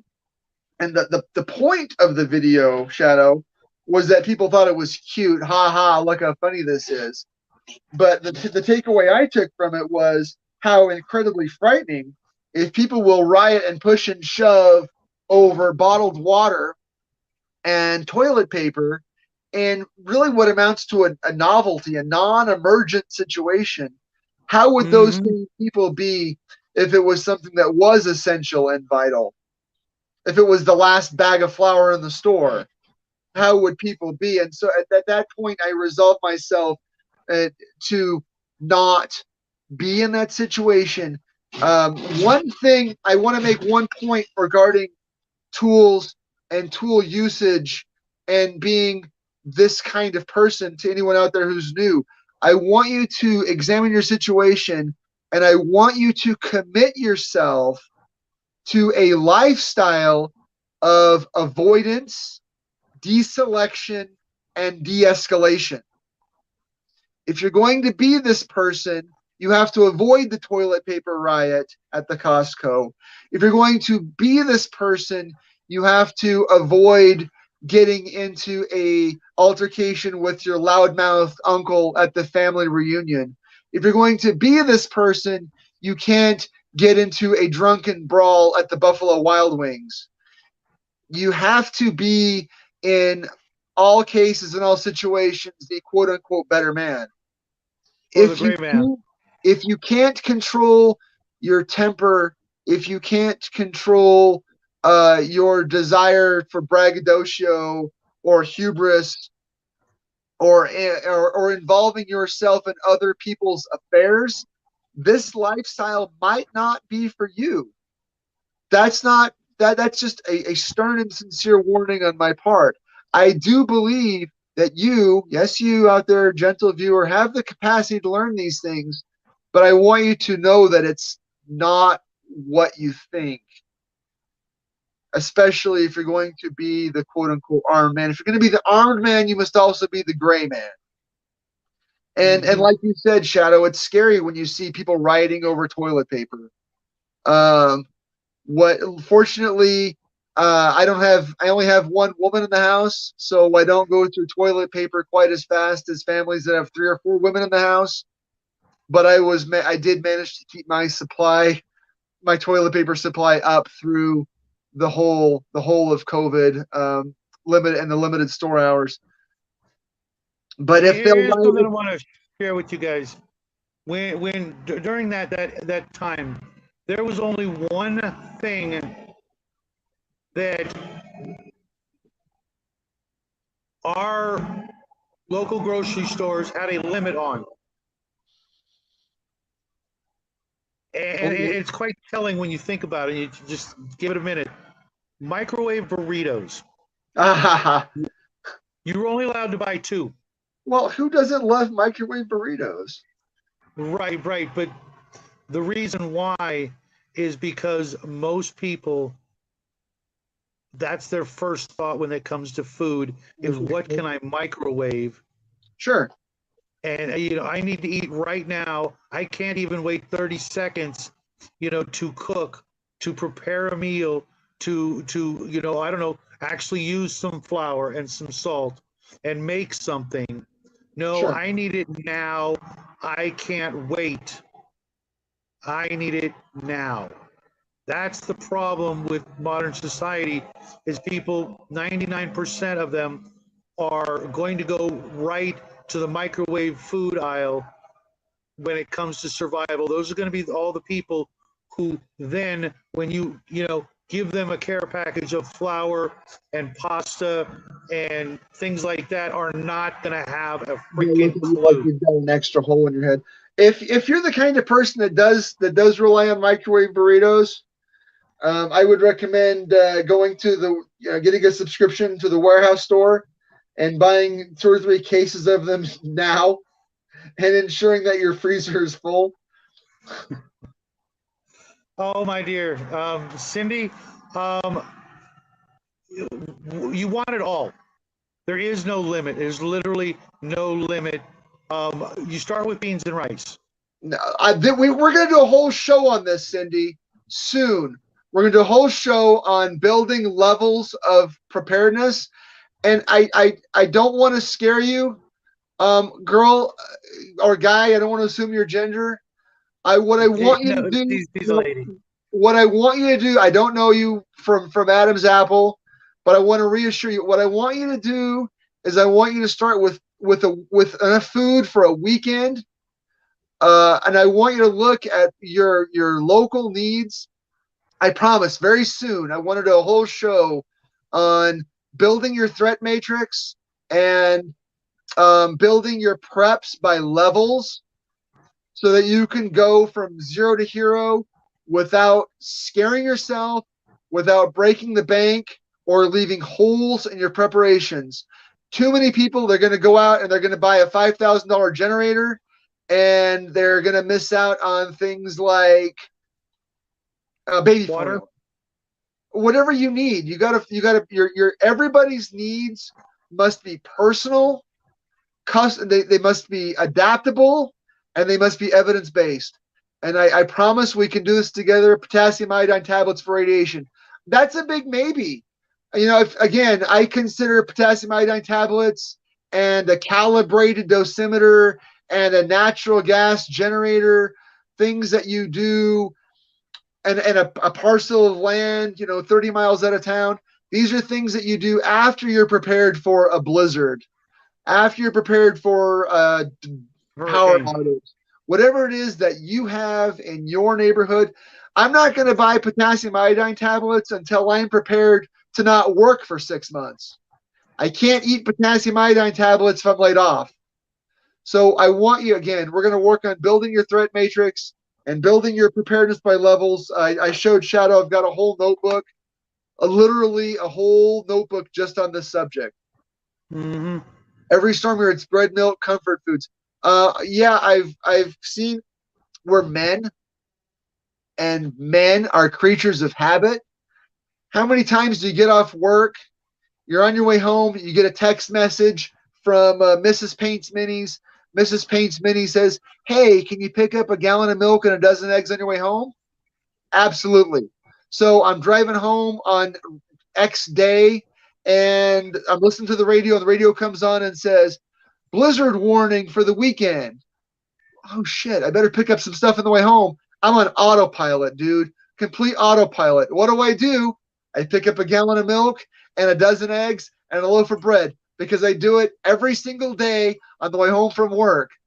So we're going to work on breaking up tunnel vision. We're going to work up breaking up expectations. I want to do that very soon with this crew because I think that Shadow has got a very good audience and a very good mindset. And I think that I have the same attitude with gaming that I do with preparedness, and Shadow knows my attitude towards gaming. One, I'm a skeptic. and 2, I'm an outsider. And so I'm bringing the skeptical and outsider approach to preparedness. And so I want to help people that have never done it before, that didn't grow up in it, like Shadow grew up with it. Some of that stuff my dad imparted upon me. And so I'd rather have you prepare for a weekend without power than for World War III. Water and nukes are a big concern for me. Hey, if that's your concern, that's your concern. You know, I live within 100 miles of one of the biggest Air Force bases in the country.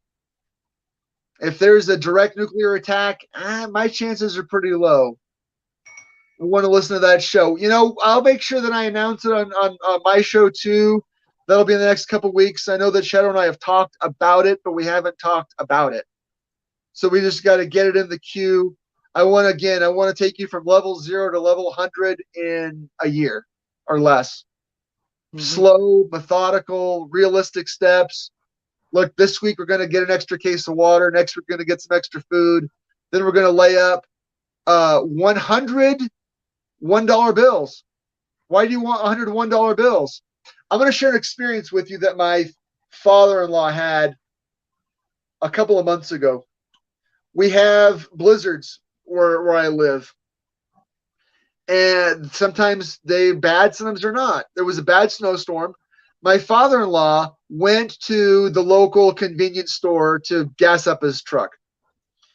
He went to gas up his truck, and he went into the convenience store to pay for it. And the internet was down. The electricity was on. The power was on. But he couldn't pay for anything with a credit card because the internet was down. He had cash. He got his stuff. So there are situations where having 100 $1 bills means you could empty out a vending machine. Means you could make several small purchases at a convenience store. Having $100 in $1 bills is something within the reach of most of us. So like, well, I'm going to have $100 in silver dimes. I'm going to have $500 in gold bullion. Good luck spending that in a weekend power outage. Start low, go slow, prepare for realistic threats. And Cindy, we have quite a few prepper videos. I need to make a playlist, but you can start, go all the way back to the first one, and they'll work your way up to here and the next episode, which Bo and I will be doing hopefully next week, but you never know, depending on his schedule and my schedule. It's actually been a little bit longer since the last video. But since I'm done with eBay videos for a while, I'm going to focus on this and obviously the game stuff. I have to show you my latest eBay find. I was so freaking happy. Of course, I buy stuff that nobody else wants, but hold on a second. This is cool. But yeah, Cindy, go back, check them out. They will get you started when it comes to the basic principle I have is every week you spend $10. If you got a better budget than that, cool. If you want to start out bigger, cool. Traveler Ground Forces. It's still got the $20 price tag on it. It was printed in October of 2000, and I got it for I think I got it for $15 shipped. Nice. It's so cherry. It's one of those cases where I know you wanted me to make an offer and wait for the price to drop. I actually paid the price that they asked because it was worth it to me. There's no foxing on the edges, and it still has a $20 price tag on it from 2000. I'm telling you, dude, eBay is one of the greatest marvels of modern technology, in my opinion, when it comes to buying stuff you can't get. I mean, if you think about what's actually available right now in any building, any store, you're not going to find any of the really cool things that you're actually looking for that really are going to hit that sweet spot of nostalgia, need, and desire for whatever your hobby is, even your tools and you name it, you can find it there. and you can always work some sort of deal with the guys. You know, it's one of the last few places you can haggle if you know how. Yeah. This has got all this stuff for our game in it, though. There's a bunch of Space Marine stuff in it.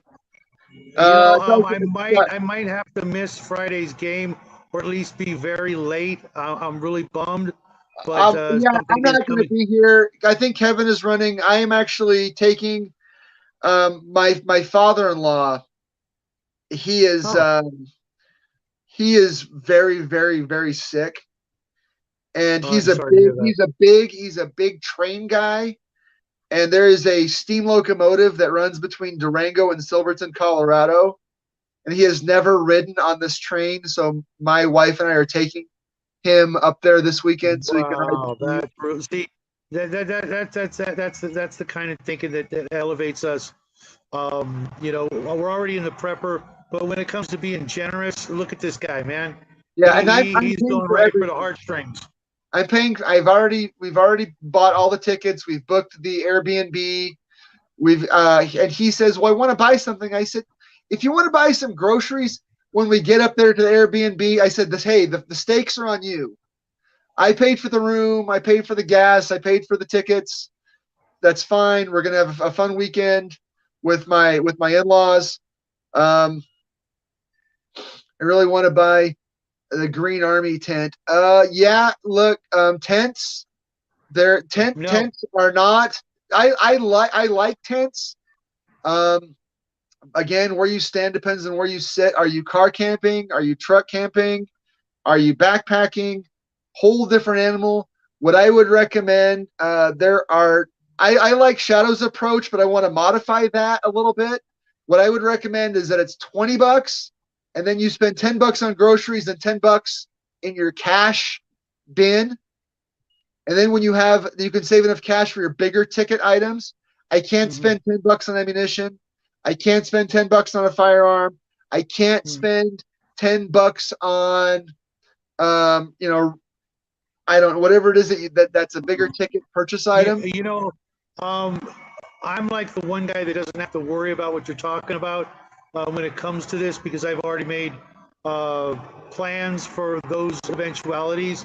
Right. So I sort of focus on the, you know, the bare minimums that anybody can do. If you can't put $10 away, That's then why, that's why I said I want to take Cindy. I you're want to gonna take be one Cindy of the from zero zombies. to hero. I want to take Cindy from zero to hero in a year. Right. So we're gonna start with things like we're gonna go out and we're gonna buy 50 cans of food or 100 cans of food and $100 in cash, and we're gonna have these things. We're gonna prepare for. We're gonna take it from a weekend to 3 months to 6 months to a year. That's my goal, and I think we can do it.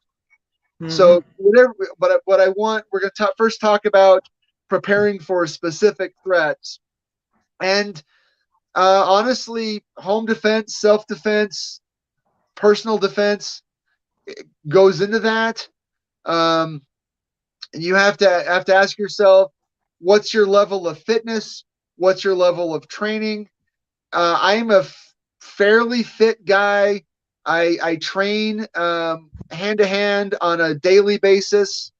I've worked on integrating tools. Why no tent? Shadow's not going to say no tent because tents are heavy and bulky. I'm going to say no tent now. I'm going to say Actually, tent Bo, what I'm later. going to say is learn to make one. Yeah, I think tents. I'm 47 years old. I don't like sleeping in tents because I don't like to LARP as a hobo. I'm not interested in hobo cosplay. Um, I like beds. I like pillows. I like warm blankets and air conditioning in the summer and heating in the winter. What I want to say, Cindy, why no tent? Before you get to a tent, I want you to decide where you're going to pitch it. Where you're going to put that tent. That matters. Are you do you think that it's? Well, I'm not Cormac McCarthy. I'm not Viggo Mortensen. I'm not living in the road. Zero to hero, yes, please. we can get you there. Okay, I've got gobs and gobs and gobs of material. We'll work on things like where you spend your money most effectively. I would just say stay tuned. If you're not subscribed to Shadow and Sun, subscribe and make sure that your alerts are turned on, because these are all live streams and you don't want to miss a stream. Right, because then you get to pose your questions and you will get an answer. And if we missed anybody today, sorry, but we actually, I'm glad we did get to go the full 2 hours. Normally we just do an hour so that it's a more digestible topic that you can absorb. Just okay, here's your lesson for the day.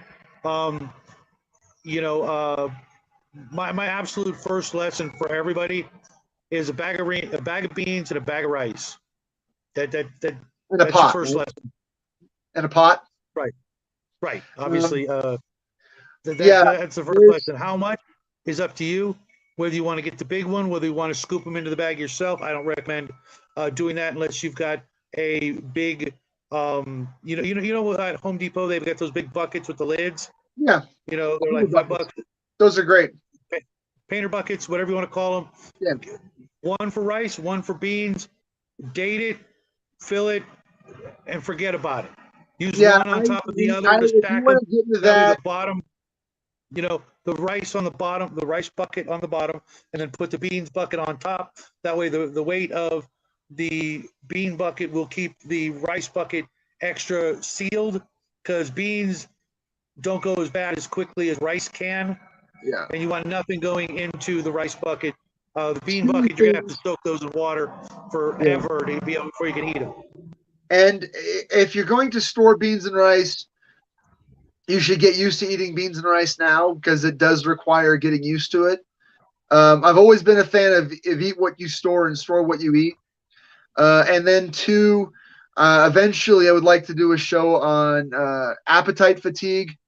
Unfortunately, appetite fatigue is a very real and a scary proposition. Appetite fatigue is a phenomenon in which the very young and the very old would literally rather die than eat that thing one more time. It happens. We're eating beans and rice again. I would rather die, and it happened. It literally happens. Yep. I'm a big fan of diet variation. I'm a big fan of thrivalism, not survivalism. My object is in any prolonged emergency, short of the end of the world as we know it, I want to live as comfortably as I am right now.